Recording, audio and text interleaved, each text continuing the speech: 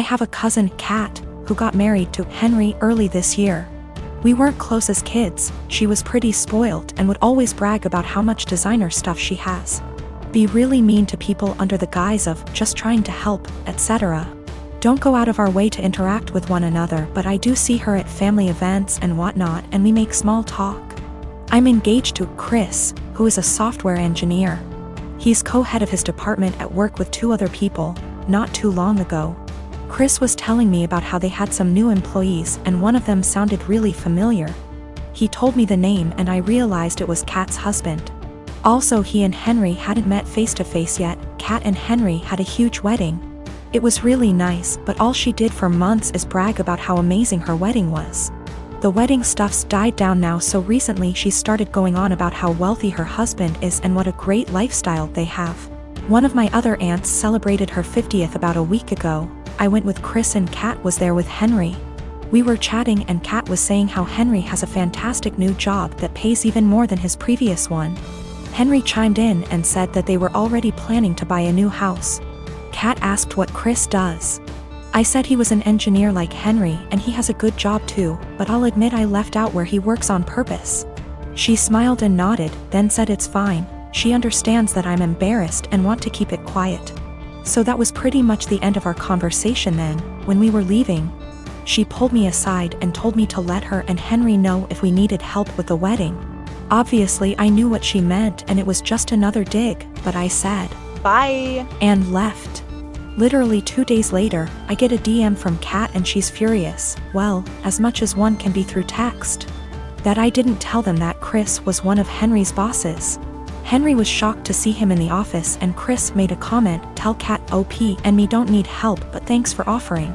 Henry's really embarrassed and so's Kat, and she said that we made them look bad on purpose and if she knew, she'd have never made those comments. It was my duty to tell her and Henry. Chris and I had a really good laugh over this, but she sent a text out to the family group chat we have saying how she was blindsided by me. A few others said that what we did was petty and wrong. I am a 28-year-old woman and have been married to my husband, a 32-year-old man, since 2018. My husband is ethnically Japanese and a second-generation American. His parents are from Osaka. He kind of sort of half speaks Japanese, mostly sentences he has memorized / greetings. And his parents speak great English. On the other hand, I lived in Japan for 3 years, so I am conversationally pretty good. I have studied hard to get to the level I'm at, and I have passed level 2 of the Japanese language proficiency test. Not great, but not bad.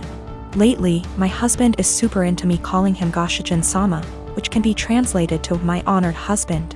It's extremely unusual to call your own husband this, as it is usually reserved for other people's husbands as a respectful term. But it's kind of an anime / Japanese geek culture thing. I was okay with it in private because it makes him happy. Last week went to his parents' house for dinner, and on the way over he asked if I could call him Goshijin-sama all evening. I immediately shot his idea down with a firm no, because that would be super embarrassing. His parents are native Japanese speakers in their 60s. I'm not going to subject them to what you'd pay a waitress in a maid cafe $20 for a cup of coffee to call you. To be honest, I don't think my husband really gets how the phrase is properly used, despite his insistence. He kept trying to convince me, reminding me that he is Japanese and knows what is proper. Despite the fact that I speak better Japanese than him, but I was having none of it.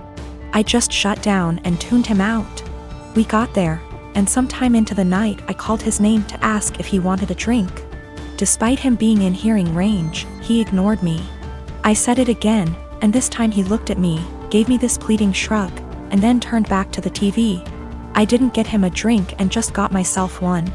A while later, I said his name again, and he audibly sighed. He told me that he wanted me to call him what I call him at home. To which I responded I would most certainly not be calling him what I call him at home. This was all in front of his parents, by the way. On the car drive home, I told him that I wasn't going to call him Goshijin-sama anymore because he can't draw the line between fun, playful couple stuff and his parents. He has sulked for the past week and I don't even know what to do. Normally I would not even consider the possibility that I was wrong here, but he's normally a very rational, reasonable, and respectful person. I feel like I'm being gaslighted and don't know what to do. In the past month, my older brother's fiancée left him. This meant he lost his house because the home they lived in was in her name. He lost his vehicle because what he was driving was her old car. He also lost his job because he was so focused on his breakup that he was constantly making mistakes. He moved in with our parents, who live about 5 minutes away from my husband and I. I do have a lot of sympathy for him. He literally has nothing, no home, no car, no job, no relationship. The problem is, this is third time this has happened to him.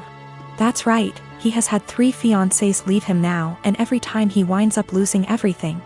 He has had 2 cars impounded because he gets so upset over his breakups he loses his job and can't make payments on his vehicles. My parents and I have bailed him out of these situations every time. I even paid off his back payments on his car, paid for his dog's vet bills, and paid some of his rent before. My parents and I have literally spent thousands of dollars trying to help him. Each of the past 2 times he winds up moving back in with my parents, who are in their late 60s. While we pay for everything for him, whenever he goes through a breakup he becomes a total jerk. He spends every weekend with his friends out camping or vacationing. How he pays for it I have no idea. After the second fiancée, he took a trip to Fiji with his friends but couldn't afford to pay his rent.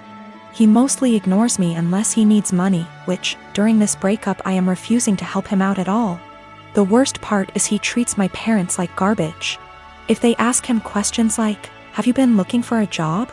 he will yell at them.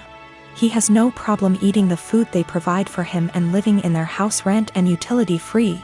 And driving my mom's brand new car, which she got because he totaled her last car, but makes them absolutely miserable.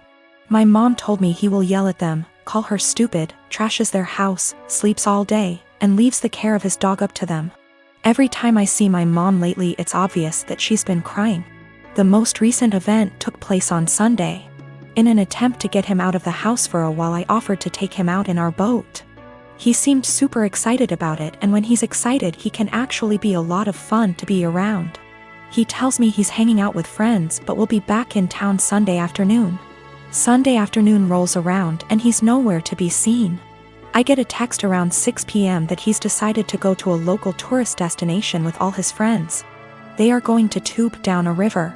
I'm bummed because I was honestly looking forward to it, and because my brother has once again chosen his friends over his family. But it's whatever, I honestly don't rely on him for anything, so it's not that big of a deal. But then I find out he's driving my mom's car and she has to be in her office early Monday morning. Then the peaceful protests in our town turn into full-on riots, and my brother is still not home. At this point he can't get home because they've blocked off access to our town, so he just stays with his friends, and I wind up taking my mom to work. My dad tries to talk to my brother on Monday about how irresponsible he was, and my brother just yells at him, and then locks himself in my parents' basement for the rest of the day. My parents are miserable. They want to help and have always said they will do anything for us kids. But they are just enabling my brother every time they bail him out. My dad has major health problems that are being exacerbated by the stress my brother is causing. My mom has a history of severe depression that I see her slipping back into the longer my brother is with them. I'm really close to my parents and they are usually very fun people. The longer my brother stays with them, I am seeing them become depressed, short-tempered, and miserable. I tried telling them to kick him out. One of his friends would surely take him in. But they insist that they don't want to leave him homeless. I can't convince them to kick them out, but is there anything else I can say or do that might get my brother to get his head out his ass and get a job? How can I get my brother to see his behavior towards my parents is unacceptable? It just sucks. I used to really look up to my older brother because he is outgoing and funny and the sort of person everyone just gravitates towards. Now I'm just pissed at him for how he treats my parents and simultaneously scared for his mental health, because he clearly has a lot of problems.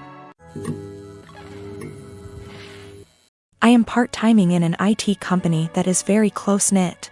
My boss Steven and his wife were always sweet. It was my first month and it was my boss's birthday week. So he and wife Melissa were kind enough to include me in this fancy dinner they were taking everyone to. A week prior to the dinner, Melissa added everyone to a group chat and asked whether we had any suggestions on where to eat. I told her that I am fine with anything as long there are vegetarian options available or at least chicken.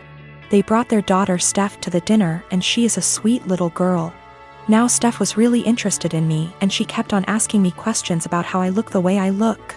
Now I am short, 5 feet, but can be somewhat deemed as fit to today's generation.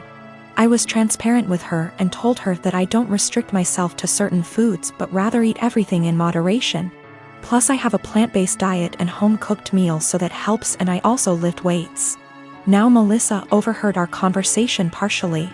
She pulled me aside and told me that Steph was recovering from eating disorder, so she encouraged me to be honest with her, and not lie to her, and not to order anything that screams diet.